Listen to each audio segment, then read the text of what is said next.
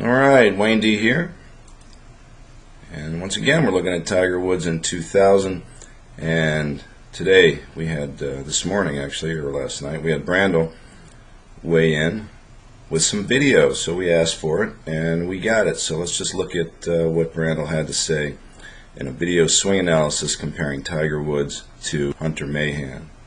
And coaches Tiger Woods, but if you're on the couch watching, you're saying, with all that ability, 14 more majors, Tiger has more than Mahan. Why is Hunter so far advanced, it looks like right now at least, than Woods? And according to sources, Sean Foley is telling Tiger Woods, just watch Hunter Mahan. That's how you want to swing the golf club. I thought it'd be interesting to put these two side by side and take a look at just where Tiger Woods goes awry. You see both these setups are almost identical. Feet are square, knees are square, hips are square, shoulders are square. The right arm is higher than the left. Not many players do that these days, but Hogan did it. Sean's taking a page out of Hogan's book. The asset of that is that it gets everything turning back together, or you would think it would.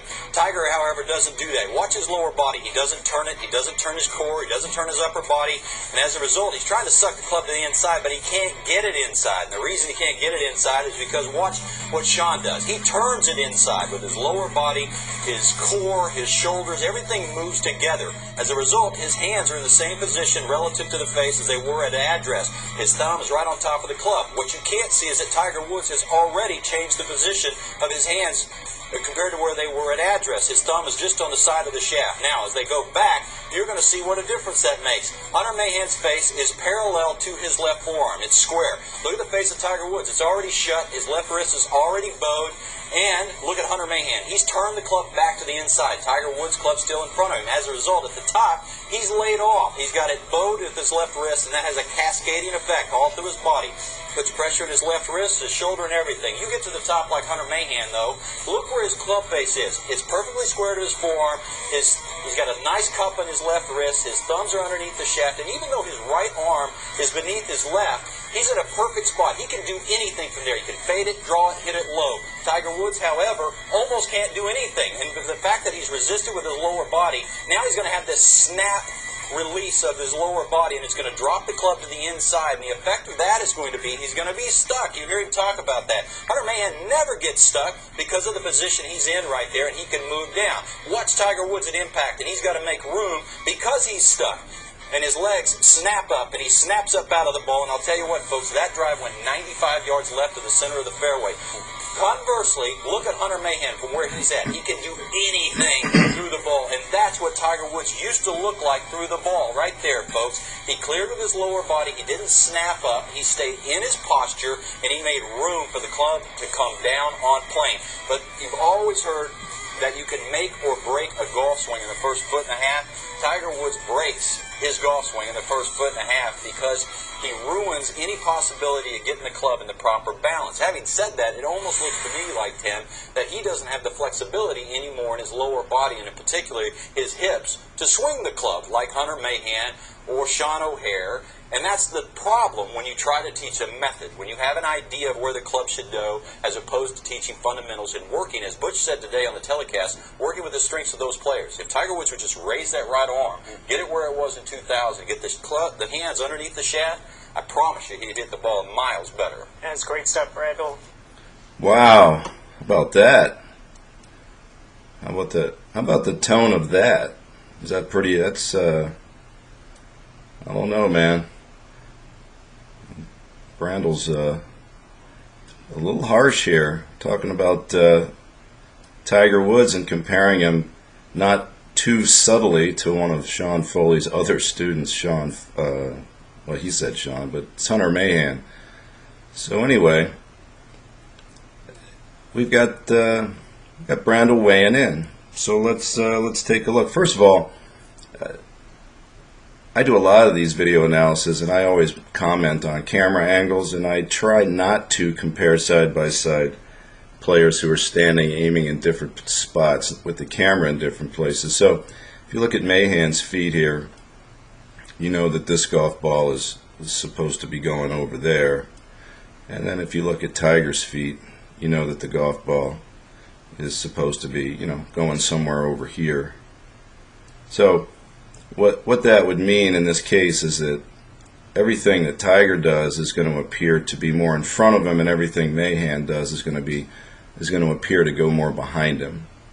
So when we start it back, it's pretty obvious that, you know, yeah, Tiger's club is way more outside his hands than Mahan is, but the camera angle is not conducive to this particular comparison.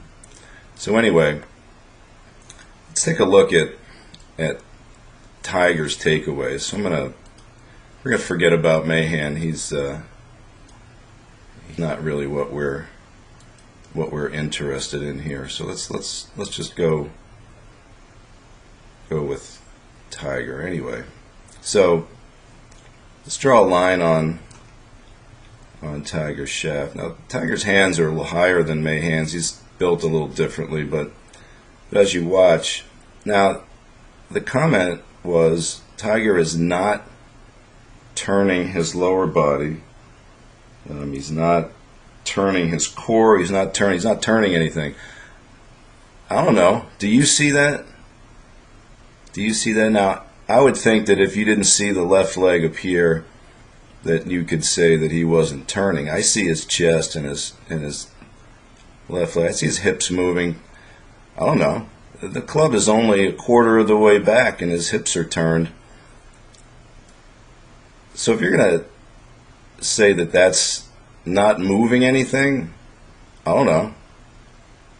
I'd have to disagree. Now at the end of the analysis, he says Tiger ruins his swing in the first 2 feet. Well, what if you're not looking at the right thing in the first 2 feet? Well, you know, how can you say that? I could watch that 1,000 times. I would never say he's not turning his core or his shoulders or his lower body or whatever. He's stuck. Now, what would be interesting here? Let's go over to 2000 maybe and take a look at the takeaway and compare it to this one. So here's what I see over here. Let's pick a swing that might be just a little clearer. Yeah, here we go. Now, so in 2000, look where the club goes. Now, does that have anything with going inside? Harmon's deal was taking it away from the body. So if you look at that, the hands definitely go away. Now that's a big difference from here. The Tiger's club is coming fairly close to up the plane. It's just a little bit up outside. The camera work is kind of choppy here, so it's kind of hard to get it when it's moving. So yeah, I can't do it. So anyway, if we watch this one now, but the key here is let's watch the lower body. Now, so if we look at that and then look at this one, well, which one has more movement in it? I'm saying the one on the left, not the one on the right. And you know, Brandel's the one that's comparing to 2000 all the time. Now, look at the wrist and look at the shaft. And we'll get it up here. Look at the wrist and look at the shaft. You know, it's different. He's way more bent over now than he was then. But you know what? He didn't lower in the backswing nearly as much here, but watch what happens there. Okay? So the progression in 2000 was to stay up, stay level, and then drop. And then he changed that to dropping into the ball more gradually, some back and some forward. Brandel says that Mahan turns it inside. Well, Mahan rotates the face more and generally uses a flatter move. If you look at Mahan at the top, he is definitely more, he's just not as erect, he's not as upright as Tiger is. Now, also here, Chamblee's picked a shot that's easy to pick on because Tiger hit this thing like 10 miles to the left. And even he probably wouldn't consider it. He's probably trying to draw it, but he probably would consider it a not a good swing because he doesn't want to release the club like this anymore. He doesn't want the thing going straight out and flipping over. So Tiger would probably agree that this isn't a very good swing. But what we're talking about here are positions, right? So if we go to another player, well, let's stick with the takeaway for just a second. Let's look at Jack. Now, if you know anything about Jack's early years, he really pulled the club more in. Now this is Jack after he fixed his swing. This is before he won the Masters, so he was still quite the player. Watch this takeaway. Well, I guess he ruined that, didn't he? So you wouldn't think Jack really changed much, but boy, he really did change his swing a lot. This is way different, but keeps the face more inclined with his back. It's outside his hands. And Brandel's saying that Tiger, now I don't know where this comes from, but he says that Tiger's thumb is on the side of the shaft. He changes the hands in relation to the club or something like that. I don't really understand that, because this kind of takeaway normally leaves the left wrist in a cup position when you start like this, which is probably what he's trying to accomplish more of, is trying to get out of the flat wrist laid off position at the top. If you look at him rehearse like he was doing at Chevron, this is not what he wants to be doing at the top of his swing. So yeah, Brandel's right to say that that's a hair laid off and a hair closed with the wrist, but in the takeaway you can see that he's not the only. And look at Nicklaus's wrist, right? Woods isn't the only guy to ever do that. And if we go back to, if we want to talk about laid off and with where the shaft is, just take a look at the best player to ever walk the planet. I mean, where's that? I mean, if you're going to call this laid off, you'd probably call that laid off too, right? So now we get into the release, and when we talk about the release, we go back to 2000 again, and Brandel's big thing is that he doesn't, whatever he said, maintain his posture, and he says he didn't snap up. Well, let's see if he didn't snap up in 2000, because with the beauty of video, we can take a look at the action. So again, he stays up. He works down more so. His head actually went down a little extra in 2000. If you watch this picture, you see his head bop down a little bit as he's hitting it. Sort of an Overton or a Byron Nelson thing. But watch the lower. I'll just keep playing this. Now you tell me, what's that look like? Does it look something like this? Now, there's a difference. Definitely. And again, Brandel's right on this one. He's definitely more open here than he is here, because his left leg is more behind him. And it's got to be the knee. It's got to be something that he's going to have to figure that one out, because now he doesn't take the swing all the way through. The analysis stops here, which is not something you want to do when you do an analysis. Take it through and talk about the rest of it. But anyway, that's snapping up. And if we take a look, watch the footwork here. This is again 2000. The heel will leave the ground and the foot will change direction and the knee will snap and the hips. If you don't think this is going up, we'll take a look. Let's draw a line there. Look at that. Okay, so that's pretty up to me. I don't know. Again, I'm just saying that the video shows some things that are interesting. So when you take the statements and the video and you compare, look at that footwork. Now again, if you don't think that's up, why is he flying up in the air?